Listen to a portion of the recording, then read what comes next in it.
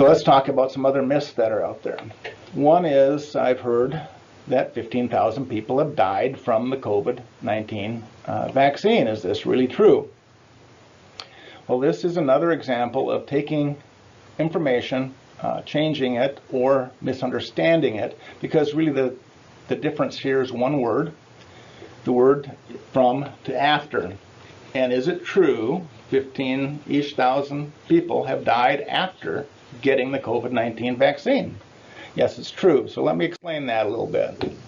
This actually was fueled out of actual CDC data. And so let's talk about what from versus after means. The VAERS database is out there to really study and look for the needle in the haystack type of abnormalities that happen. And how VAERS works, it's a database that mandates reporting of incidents after a patient has gotten a vaccine. So if a patient dies after a vaccine, it has to be reported into the database for the first year. And that means dies from anything. That could be a car accident. That could be.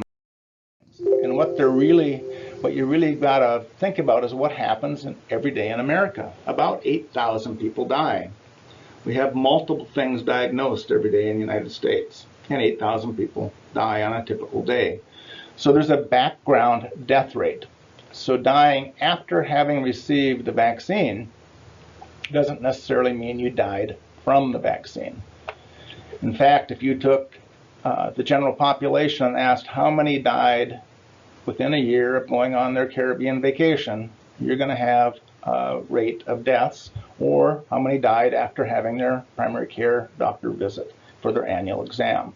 Those are baseline numbers.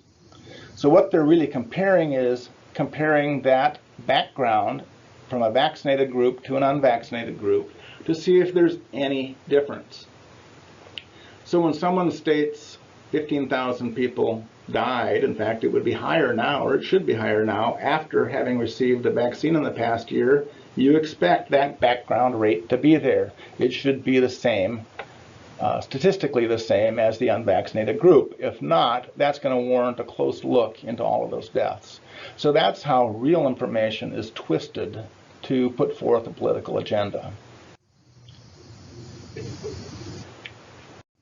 So let's look at VSD, the Vaccine Safety Data Link.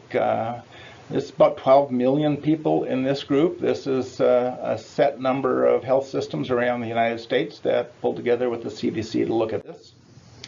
And surveillance is done and looking for a multitude of side effects from vaccines.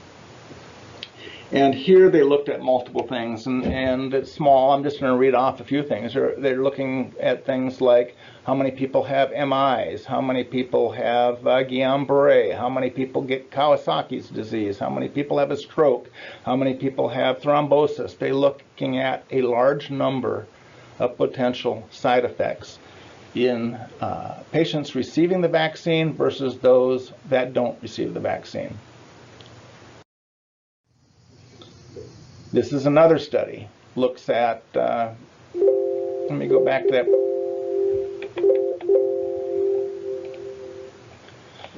This study looks at over 2 million people, and they looked at 25 different adverse events as well. So let's go through really what they found, vaccinated versus unvaccinated. There are some things that are higher prevalence in patients that have the vaccine. In fact, shingles is one of them. Also find swollen lymph nodes, which really you should find from a vaccine because it's causing your immune system to kick in. They also found an increase in inflammation around the heart, or myocarditis, inflammation of the heart.